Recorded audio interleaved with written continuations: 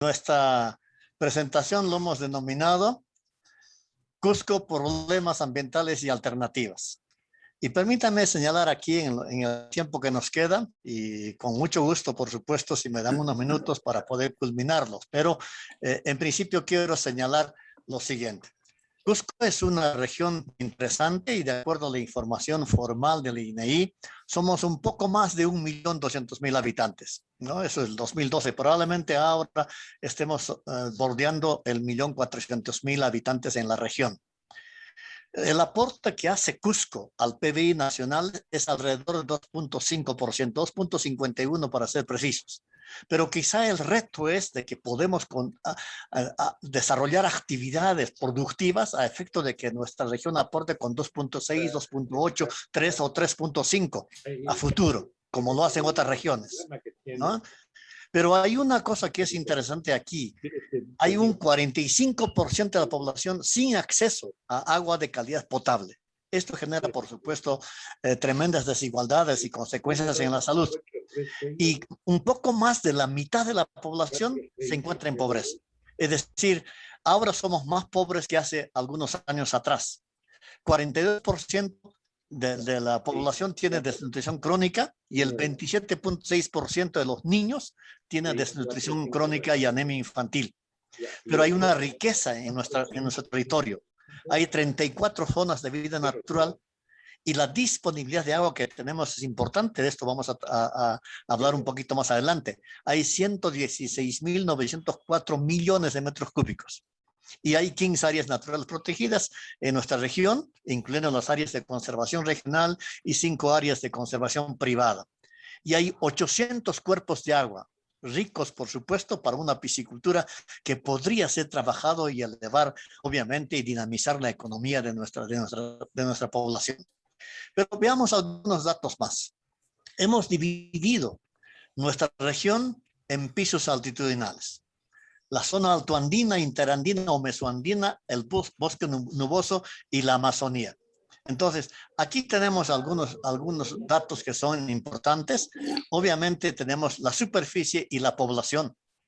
En la zona altoandina, por encima, por supuesto, los 3.500 metros sobre el nivel del mar, representa el 23% de la superficie territorial de Cusco. Pero aquí vive aproximadamente el 10% de la población. En cambio, la zona mesoandina o interandina, donde estamos en este momento, tiene una superficie del 22% del territorio regional y tiene el 73% de la población redondeando. En cambio, la zona amazónica alta o bosque nuboso que lo llamamos, representa el 14% de la población y alrededor del 8%, perdón, el 14% del territorio y alrededor del 8% de la población. Y la Amazonía nuestra, obviamente, representa el 41% del territorio nuestro y aproximadamente el 10% de la población. Pero aquí hay un asunto interesante. En otras palabras, la Amazonía regional, juntando la Amazonía baja como el bosque nuboso o Amazonía alta, representan el 55%. Y aquí, obviamente, es resaltante señalar que en la zona más bien andina propiamente dicha, es decir, la mesoandina donde vivimos y la zona altoandina o provincias altas, tiene aproximadamente el 83% de la población. Entonces, esa es la distribución poblacional que es pertinente señalar para la planificación. Pero, ¿cuál es la disponibilidad del agua en Cusco? Creo que esto es interesante para explicar un poquito esto solamente dividido en zona andina y en zona amazónica. En la zona andina, donde vive el 83% de la población, tenemos el 32% de agua. En cambio, en la Amazonía, que representa, por supuesto, el 17% de la población y el 55% del territorio, tenemos el 68% de agua. Esta distribución es excelente. No tendríamos por qué quejarnos en cierto sentido. Y esto es importante. Lo que sí hay que hacer es trabajar, gestionar esa disponibilidad del recurso hídrico. Porque hay que tener en cuenta de que aquí en la región y como en el país también, no llueve uniformemente todo el año, sino entre diciembre y marzo llueve, el resto del año es seco. Eso implica que tenemos que utilizar y gestionar adecuadamente el recurso hídrico. Pero aquí hay entonces dos escenarios que son importantes para el análisis respecto de los problemas ambientales y las oportunidades que se nos presentan. Uno, el ámbito urbano, el escenario urbano con sus características importantes, y el otro es el escenario o el ámbito rural, también con tipificaciones y características importantes. En ambos casos, obviamente, se comparten también algunos aspectos o problemas y también oportunidades que los vamos a ir discutiendo. En el escenario urbano tenemos los residuos sólidos. Las fotografías que ustedes ven son nuestros. El río Guatané en la fotografía superior izquierda, Huacarpey en la parte superior derecha y, por supuesto, los segregadores en el botadero controlado de Jaquira. Lógicamente, aquí hay que tener en cuenta cuánto de residuos sólidos producimos. Y este es un dato solo para el centro histórico. El centro histórico genera 145 redondeando toneladas métricas de residuos sólidos al día. Y aquí están las distribuciones. Del sector comercial viene 18 toneladas, del sector domiciliario doméstico 89 toneladas, de los mercados 15, barrido de calles casi 20 toneladas, y de los hospitales, que son residuos sólidos biosanitarios o biocontaminados, que deben tener una gestión, un manejo adecuado, son 3 toneladas. Eso es en el centro histórico. Entonces, veamos un poco más respecto de la distribución o la generación de residuos sólidos y cuánto se colecta según distritos. Aquí están los distritos. La producción total, Cusco, como ente metropolitano, produce 152 toneladas día. Son recolectados solo el 75%.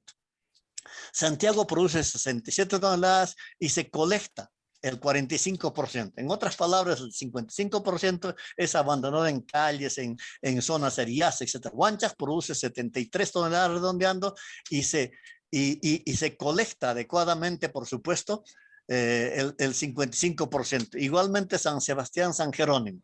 Pero en promedio, en otras palabras, se colecta, un porcentaje colectado, el 51% de los residuos generados en Cusco.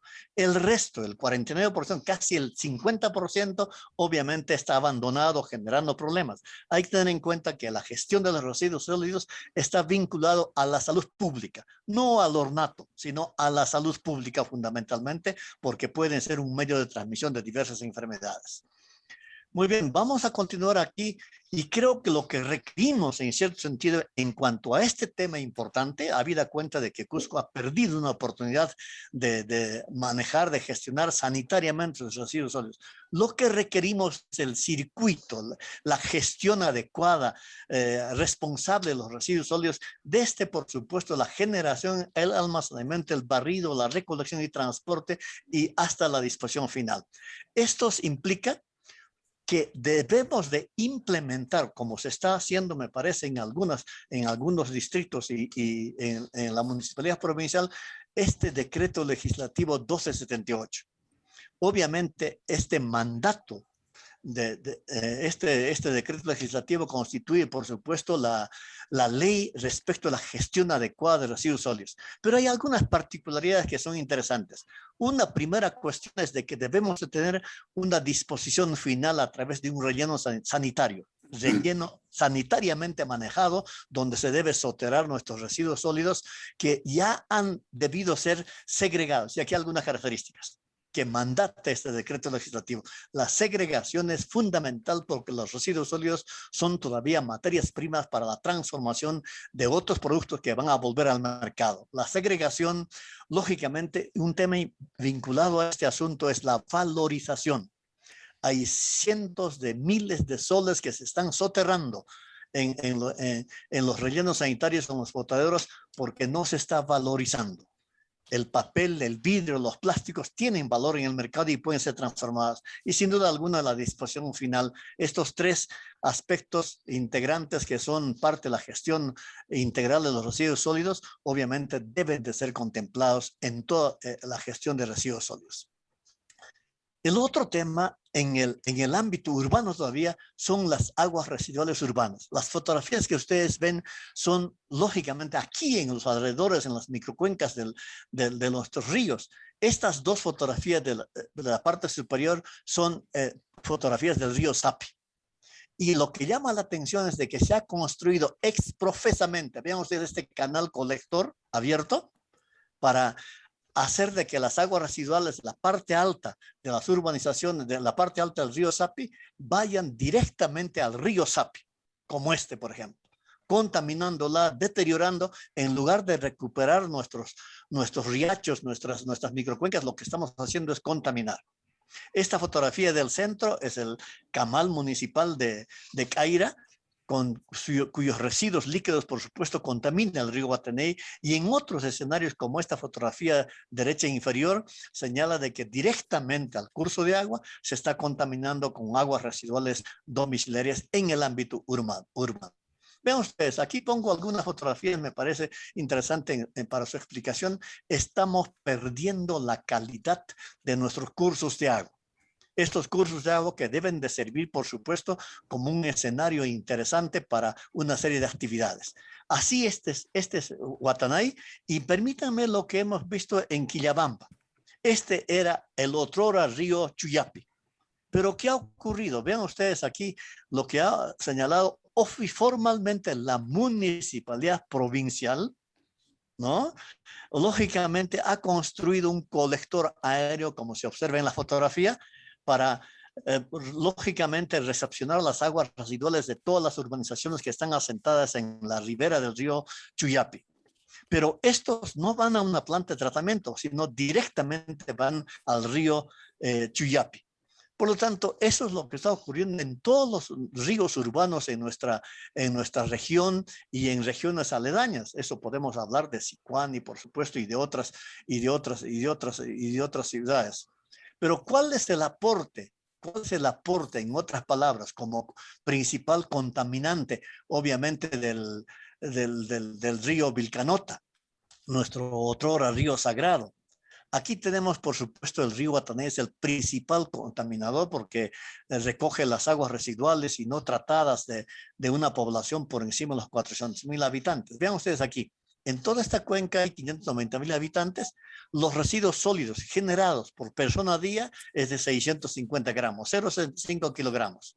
En otras palabras, tomando en cuenta que el 40% de los residuos no son recogidos o van al cauce de los ríos, por lo tanto, diariamente son 154 toneladas que aporta la población de Cusco hacia el río Vilcanota. Cuando hablamos, por supuesto, de DBO, estamos hablando de materia orgánica, de aguas cloacales. El promedio que se ha determinado es 48 gramos persona a día. Si multiplicamos por el total de habitantes, estamos añadiendo cotidianamente más de 28 toneladas al día de DBO o de materia orgánica. Detergentes igualmente. Nuestros cálculos, por supuesto, señalan de que utilizamos detergentes en Cusco, 250 gramos, un cuarto de kilo por familia y semana. Por lo tanto, diariamente se añade al Vilcanota porque los detergentes no son detenidos en la planta de tratamiento, más de 2 toneladas de detergentes día. Igualmente con nitratos y fosfatos que va a deteriorar la calidad del medio receptor, en este caso del Vilcanota. Si el Vilcanota no tuviese el caudal que tiene y la pendiente que tiene, ese sería ya un río muerto. Aún así, no obstante ello, hay lugares donde hay que ponerle un cartel rojo para no poner las manos ni los pies siquiera. Veamos en otros aspectos lo que es lo que ocurre. Entonces hay aguas residuales, escombros, directamente conexiones domiciliarias que van al cauce de los ríos, etc. Hemos hecho un análisis de un indicador que lo denominamos el índice de calidad del agua para el río Vilcanota desde sus orígenes hasta el kilómetro 105 en Machu Picchu. Y lo llamamos el ICA, Índice de Calidad de Agua para el río Vilcanota según estaciones de muestreo, desde Puente Cuyo en los orígenes hasta el kilómetro 105 en Machu Picchu. Y vean ustedes, este indicador, el índice de calidad de agua, tiene además 9 otros subindicadores, ¿no? Entonces, para calcular este indicador hay que hacer el trabajo de campo, análisis de laboratorio, etcétera, y de 75.5.6 redondeando, baja obviamente a 70.51. En términos globales, el promedio del ICA, del índice de calidad de agua para el río Urubamba o Vilcanota es de 71.7, es decir, vamos perdiendo. Si esto mismo se va muestreando a lo largo de la cuenca hasta la Convención o el norte de Cusco, obviamente perdemos allí la calidad del agua. La planta de tratamiento ha sido fortalecida y reforzada. Eso está muy bien.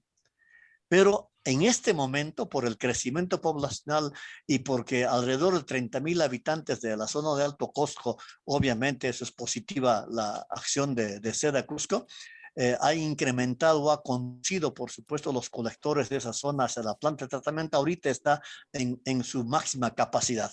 Como ven ustedes aquí, este es el efluente de la planta de tratamiento.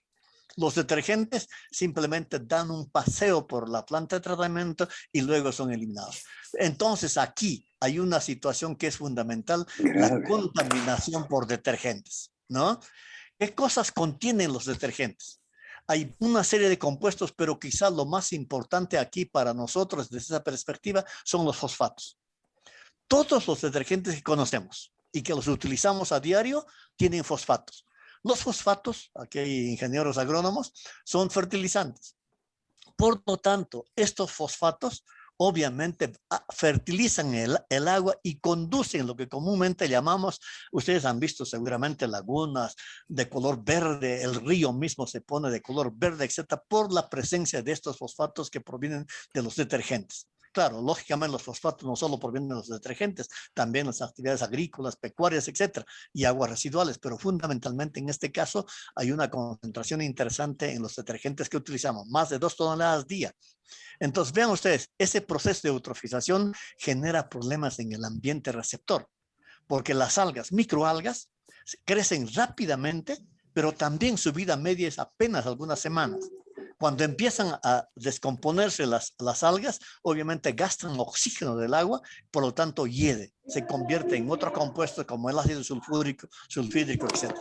De otro lado, en la zona urbana, la contaminación del aire es un tema importante, pero aquí está exacerbado por un fenómeno natural, que es la inversión térmica. Probablemente ustedes como yo nos levantamos temprano a las 6 de la mañana y vamos a observar una bruma en la baja troposfera, es decir, en el aire adosado a la superficie. Y lo llamamos nosotros como cúpula de aire contaminado en la baja troposfera de Cusco. Entonces, eso está formado por una serie de contaminantes que vamos a verlo, pero este proceso se exacerba por esta inversión térmica. Bajo condiciones normales, la temperatura desde el suelo para arriba debe disminuir. Yo denomino, debe disminuir constantemente. 0.6 grados Celsius por cada 100 metros de altitud. Pero, ¿qué ocurre cuando hay un estrato de inversión térmica? La temperatura, en lugar de disminuir, puede permanecer o incluso incrementar. Es decir, en la parte inferior, el aire está menos frío para el Cusco que en la parte superior. Cuando en condiciones normales los contaminantes se dispersan, pero bajo condiciones de esta inversión térmica en el Valle del Cusco, los contaminantes se concentran. Y aquí hemos hecho este estudio. Vean ustedes, cuando llega a las 6 de la tarde, empieza a descender el frío, la temperatura aquí, y aquí es el aire más frío que en la parte alta del aire de Cusco.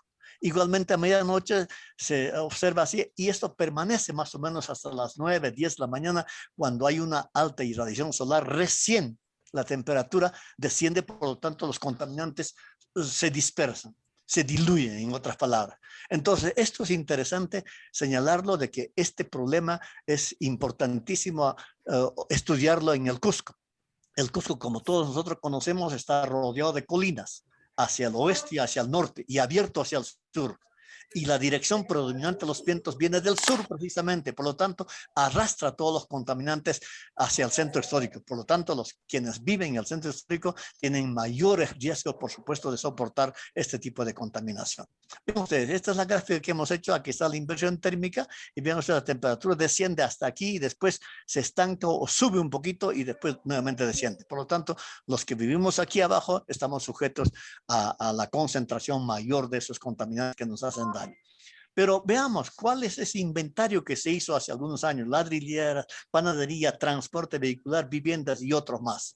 Vean ustedes, creo que es importante señalar, material PM10 lo llamamos material particulado, es el polvillo, el polvo fino, ¿no? Para que ustedes puedan imaginarse, el PM10 tiene 10 micrómetros de diámetro. Si queremos compararlo más fácilmente todavía, aún 100 veces más delgado que el cabello más fino de cualquiera de nosotros. Y Cusco produce 150.000 toneladas de polvillo fino, por supuesto, al año.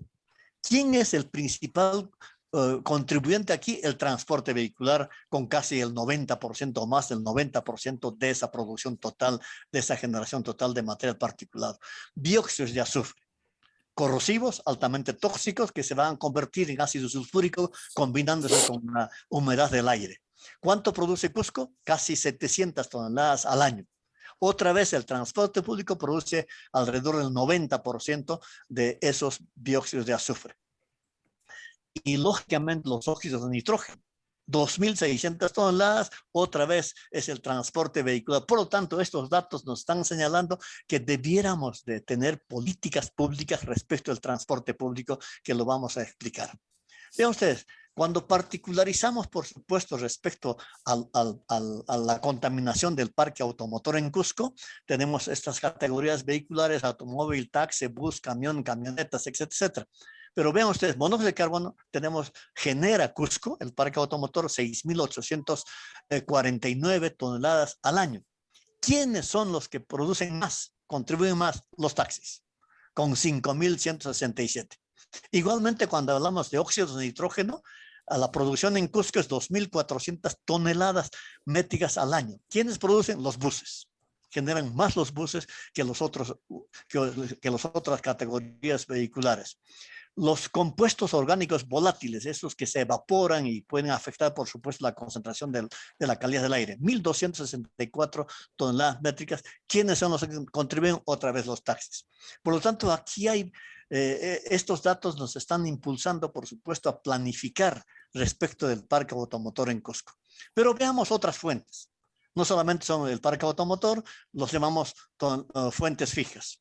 Las ladrilleras, las tejerías, etcétera, que son fábricas artesanales en cierto sentido, pero también tenemos las pollerías, chicharronerías, pizzerías, etcétera, etcétera.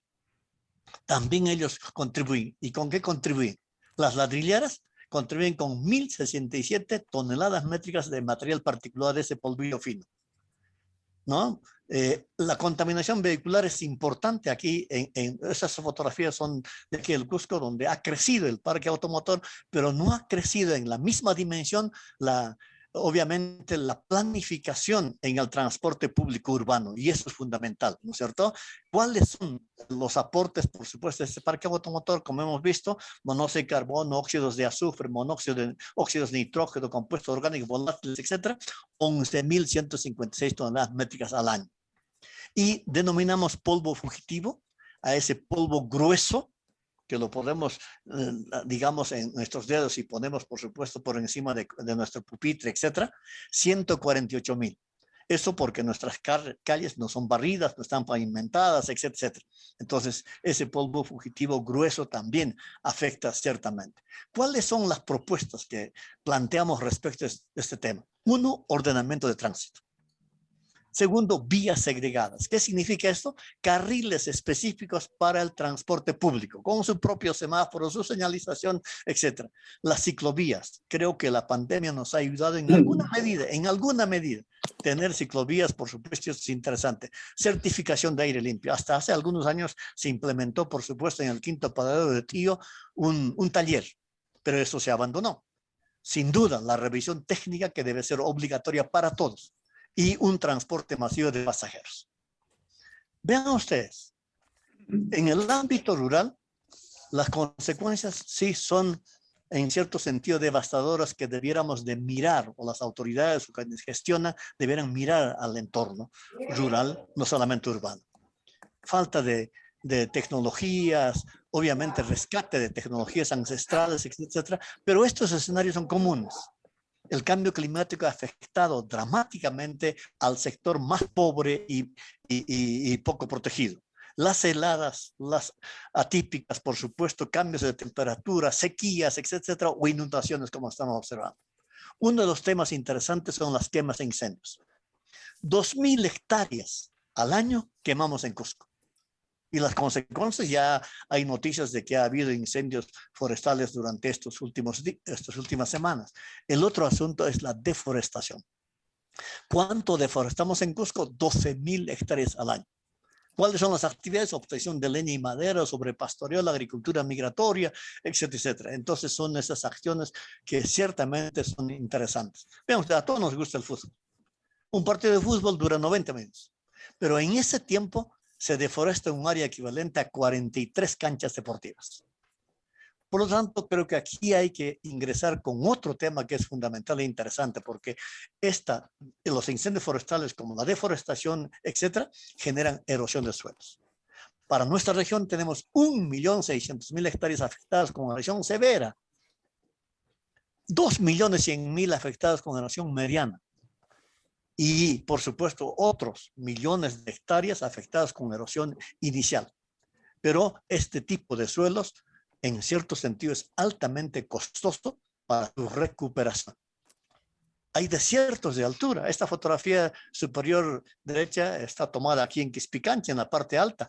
Entonces, lógicamente, hay erosión que afecta, por supuesto, la producción y productividad de nuestros suelos. El otro asunto, lógicamente, es obviamente la falta de agua de calidad potable.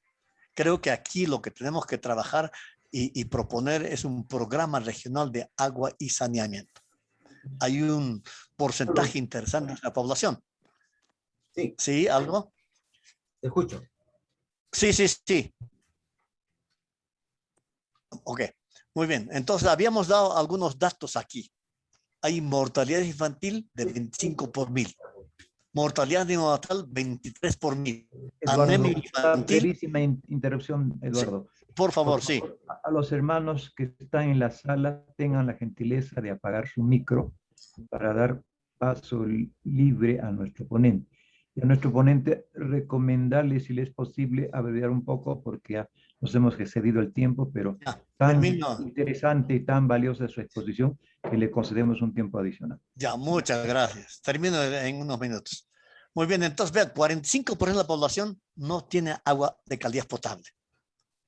Y saben ustedes, más del 67% de la población en esta región no tienen saneamiento, sistemas de saneamiento. En otras palabras, hay 1.000 localidades que requieren agua de calidad potable. Esta es una necesidad importante de satisfacer este aspecto fundamental. Obviamente, las políticas de Estado existen. La ley de recursos hídricos dice garantizar el acceso a la disponibilidad hídrica en cantidad y calidad. Por lo tanto, esto es interesante. No señala que debemos de contaminarla, ¿no es cierto? Esta ley 29.338, que es la ley general de recursos hídricos, regula el uso y la gestión integrada del agua. Por lo tanto, el agua es un patrimonio de la nación, inalienable, imprescriptible, ¿no es cierto? Por lo tanto, necesitamos utilizarla para elevar la producción y productividad. El otro tema en el ámbito rural es la amenaza por minería ilegal. La minería ilegal no contribuye al desarrollo porque no paga impuestos, no genera canon, por lo tanto no forma parte del desarrollo de la región. A pesar de que el Perú está ubicado interesantemente en el mundo, en América Latina, sin embargo, esta minería ilegal genera pasivos ambientales que los pagamos todos. Y por supuesto, contaminación por mercurio. No solamente son los que trabajan con este elemento mineral, obviamente, sino también contribuyen a la contaminación del agua y del sedimento. Igualmente por contaminación por cianuro.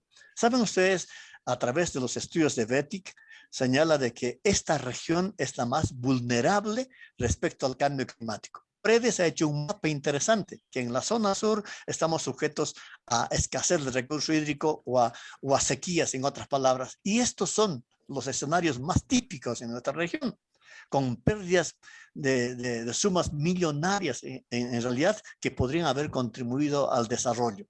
Igualmente las heladas o las sequías en nuestra región son importantes. Pero la agricultura, pesquería, ganadería son altamente vulnerables. Y por lo tanto, necesitamos entrar en un tema que se llama adaptación, porque tenemos fenómenos climáticos extremos que necesitamos plantear.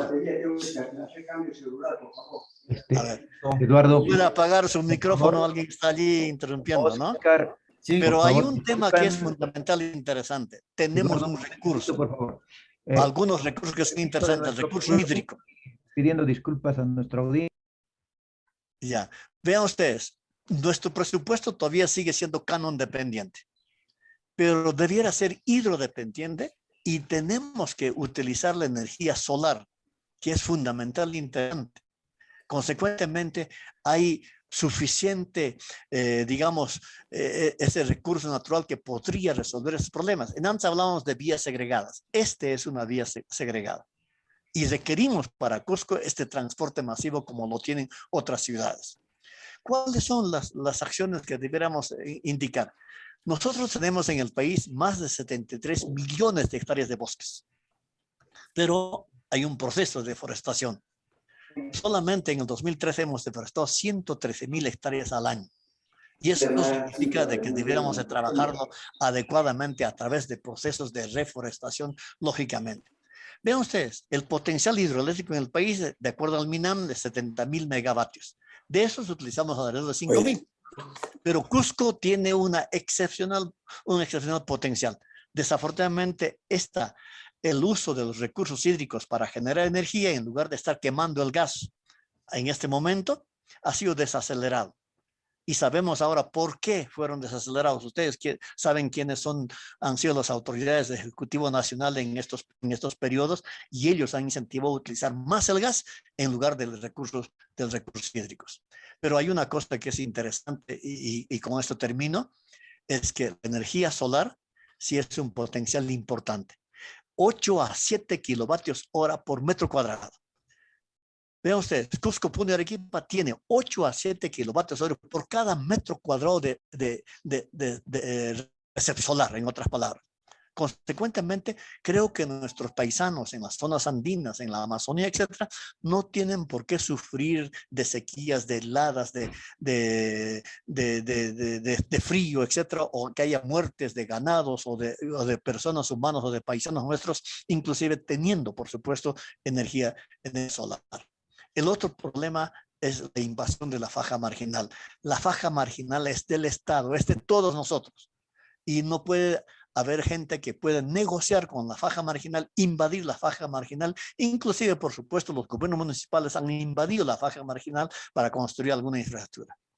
Gracias por una región inclusiva. Muchas gracias. Añay, Jamauta, Eduardo Gilmora. Muchísimas gracias. Seguimos con nuestro Rimanacui. Invitamos al segundo ponente. Previamente, Oscar Liendo nos da algunos datos de su hoja de vida. Adelante, Oscar. Gracias. Nuestro invitado es el ingeniero Mario Candia Gallego.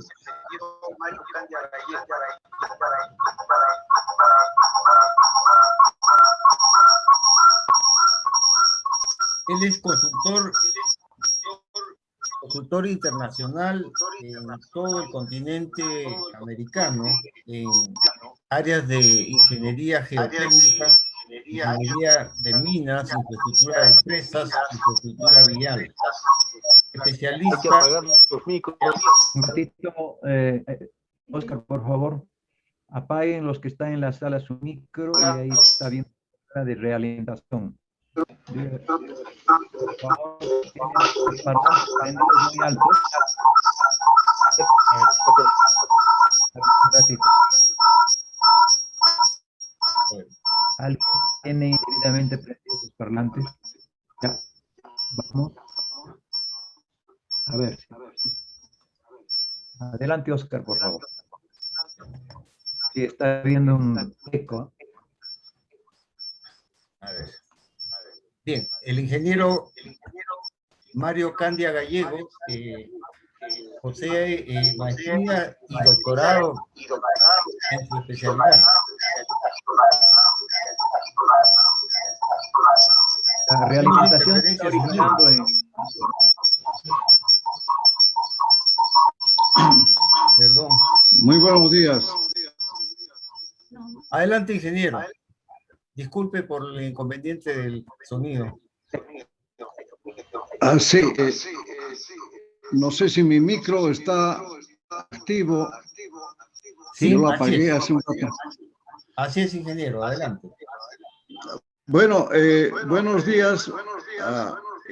Quiero primeramente saludar a este grato evento del Remanaco y Panandino por la Independencia, que es una iniciativa muy loable y que permite pues este tipo de intercambio de reunión de ideas, ponencias y más que todo actualizar en nuestro conocimiento y nuestra lucha por la vida en el mundo andino. Ingeniero Candia, Quiero también ingeniero Candia, agradecer a la perdone, Sociedad Protectora de la perdone, Naturaleza por haberme designado como delegado para participar en este grato evento. el punto de origen de esta falla técnica es en su punto de transmisión, de manera que vamos a silenciar momentáneamente y rogarle a nuestro panelista, cuya hoja de vida no he podido escuchar porque también había problema de audio con nuestro Gilberto, al señor Loaices, ¿verdad? Que tenga la gentileza de intervenir el panelista y puede hacer sus comentarios de intervención de nuestro ponente, don Eduardo Gilmora, y también dar sus propios puntos de vista sobre el tema, la crisis ambiental. Adelante, Loaiza, por favor. He escuchado la primera ponencia del biólogo Eduardo Gilmora, realmente muy interesante. Tiene una amplia experiencia en lo del tema que ha tratado, conoce perfectamente muchísimos temas, especialmente de contaminación de lo que es de la región Cusco, que es lo que nos interesa en este momento, aunque claro, vale la pena indicar de que el departamento del Cusco como región pertenece a un ámbito mucho más grande por el contenido de su área extensa y por lo tanto es importante todo lo que ocurra en cuanto a materia de contaminación que se llama en la región. Tuve la oportunidad de ver una revista, se llama Inforegión, en julio del año pasado, en donde el señor Gilmora hace unos comentarios muy interesantes en cuanto a la contaminación de la zona urbana, en cuanto a que se llama a la zona rural. Es importantísimo señalar, por ejemplo, en lo que se refiere a las construcciones, en lo que se refiere a la faja marginal en el Cusco, que está siendo prácticamente abarrotada por las construcciones, ¿no? En este sentido hay una contaminación, como él mismo lo dijo, al promedio de más de 400 toneladas métricas por día de residuos sólidos, lo cual supera lo más de 150.000 toneladas al año. El problema ahí, como él dice, es que no hay rellenos sanitarios. Y cabe la pena indicar que un relleno sanitario es una cuestión tecnológica, no es una remediación de otro tipo. Los rellenos sanitarios, como en el caso, por ejemplo, de Lima, tenemos acá una empresa que se llama Petromasa, que ha recolectado, o recolecta, mejor dicho, hoy día el 80%, que no es más, de los rellenos sanitarios ¿cómo se llama?, de lo que se produce en todo Lima. Y esto es convertido en energía. Es increíble.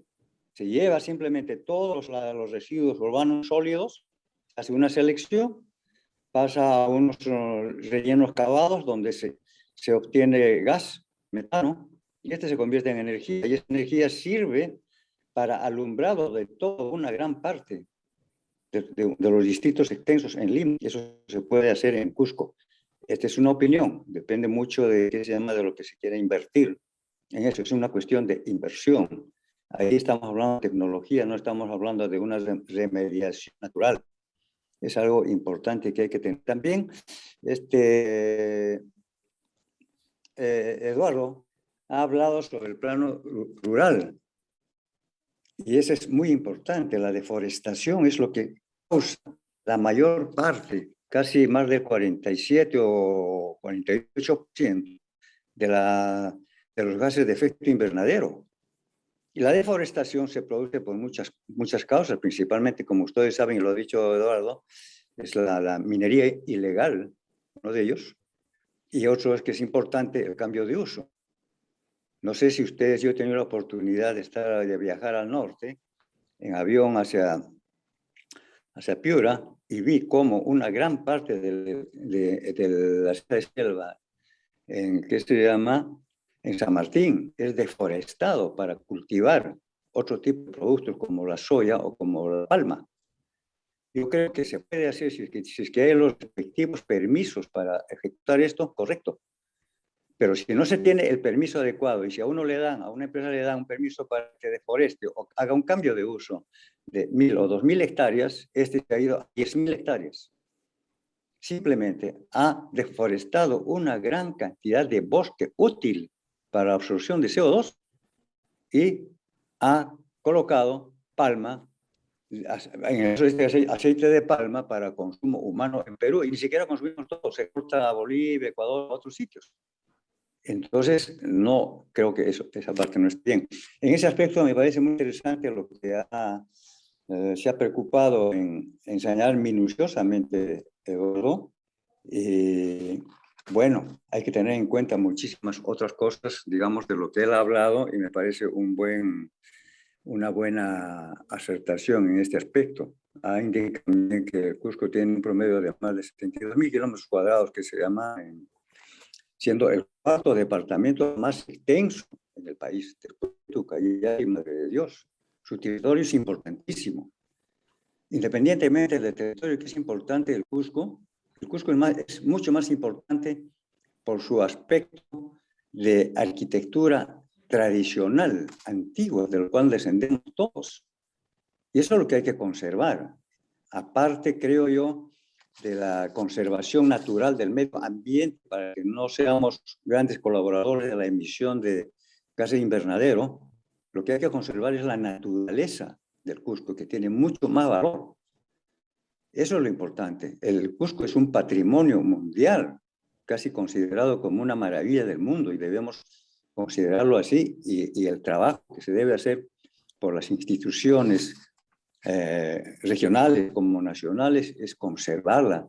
Ahora, independientemente, cuando yo digo conservar, me refiero a una cuestión de la naturaleza que tiene el Cusco, más no como evolución de desarrollo económico.